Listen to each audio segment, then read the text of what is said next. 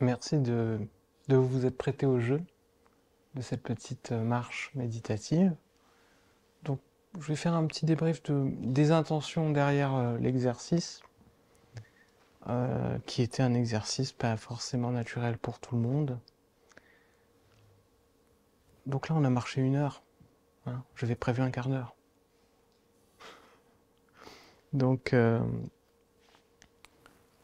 le sujet de l'exercice, et c'est vraiment un exercice que je vous invite à reproduire euh, dans la vie de tous les jours. Évidemment, dans la vie de tous les jours, on ne marche pas comme ça, mais avec la même intention. L'intention, là, proposée, en tout cas l'invitation, c'était de marcher et de prendre conscience du contact des pieds sur le sol. Mais pas que. Il y avait aussi le fait de ne pas se fermer à son entourage, à son univers. Et en réalité, cet exercice, c'est simplement ce qu'on a fait quand on était assis. C'est la même chose. Mais il y a un côté qui est peut-être un peu plus ancré, incarné, le fait qu'on soit en contact avec le sol et qu'on embrasse le sol, quelque part. Qu'on prenne contact de son ancrage avec ce qui nous soutient. Donc, le sol, c'est un mot, hein, peu importe ce que c'est vraiment, mais c'est ce qui nous porte. Et l'intention, c'était l'autre instruction que j'ai donnée, c'était de de donner à chaque pas en fait sa réelle importance. Parce que finalement on marche, puis on fait plein d'autres trucs, et finalement on marche un peu comme on consomme, c'est-à-dire on va vite, on se préoccupe plus de ce qui est là vraiment, et c'est donc un exercice de ralentissement, hein. Encore une fois, et j'insiste, c'est un exercice. Mais c'est juste voilà, un coup de projecteur sur comment est-ce qu'on peut aborder les choses dans la vie. C'est un petit peu une technique utilisée notamment dans la pleine conscience, mais pas que dans le bouddhisme Theravada et dans le Vipassana. C'est la deuxième voie royale pour atteindre l'éveil. En tout cas, après l'attention à la respiration. Dans les monastères, on s'assied, on médite et on marche. C'est les deux exercices. Et l'avantage de marcher, c'est qu'on s'endort pas. Et personnellement, je trouve que c'est une pratique incroyable.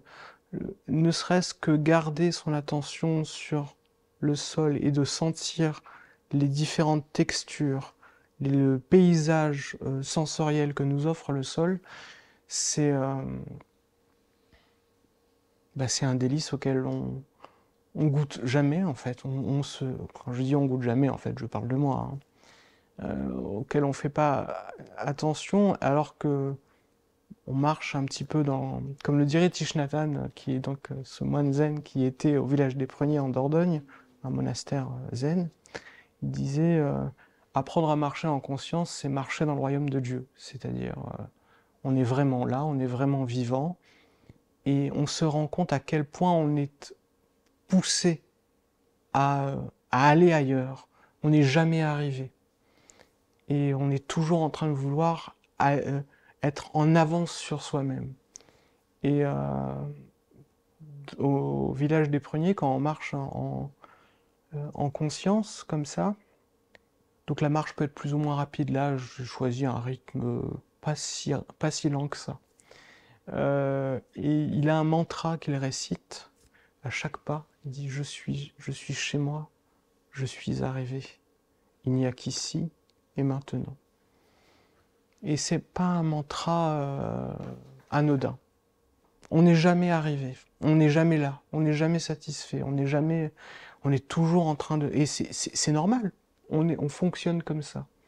Mais peut-être que c'est pas la seule façon de fonctionner. Peut-être qu'on pourrait apprendre ça peut paraître très babacool, hein, mais juste à respirer les roses, quoi, à prendre le temps de d'entendre les sons, de voir ce qui est vraiment, sans forcément dire tiens, je suis en train de regarder, mais simplement l'immédiateté de ce qui est.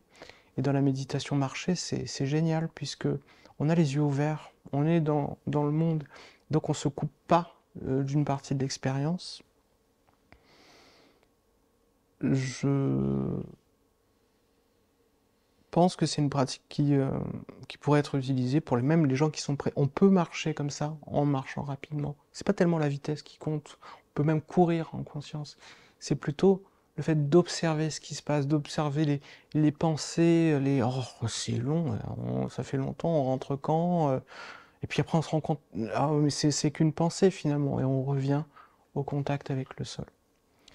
Donc là, je suis juste en train de vous partager mon expérience, hein, c'est rien d'autre. Et aussi pour peut-être vous donner envie de... Parce que c'est des pratiques qu'on connaît, tout le monde connaît la méditation marché, enfin je dis tout le monde, mais c'est quand même pas la pratique qui révolutionne le monde. Mais en fait, les pratiques, lorsqu'on les pratique vraiment, c'est-à-dire lorsqu'on les fait, elles sont exceptionnelles. Et les pratiques les plus simples, qui peuvent paraître les plus, ouais, ça c'est bon, je connais, je le fais pas, mais j'ai compris.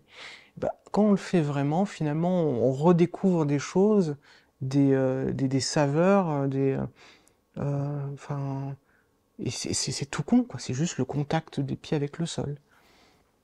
Donc voilà, c'est mon invitation à continuer cette pratique comme vous le sentez en fait. C'est juste l'intention de revenir ici et maintenant. Et après, quand on voit qu'on est parti en train de réfléchir de oui, non, mais alors attends, moi j'ai ça à faire et tout. Et ce moment où on réalise qu'on est parti, ça, c'est un éveil. Et c'est une micro-réalisation. Et au bout d'un moment, ça devient un automatisme. Donc voilà, je pense que ça peut même se décliner à toute sa vie.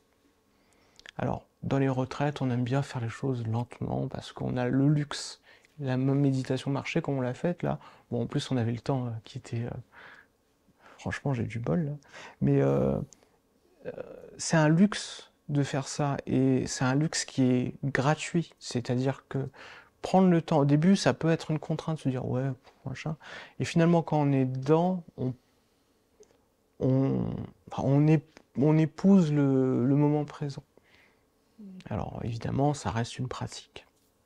Et j'insiste beaucoup sur le fait que c'est une pratique et que pourquoi est-ce que j'insiste là-dessus, c'est qu'au bout d'un moment, ça se fait sans effort, il n'y a pas à réfléchir en fait. Mais au début, on pratique tout simplement pour sortir de ces conditionnements, pour sortir des élans qu'on peut avoir à des habitudes, de la force de l'habitude, et on se déconditionne pour retrouver une autre façon d'appréhender son expérience.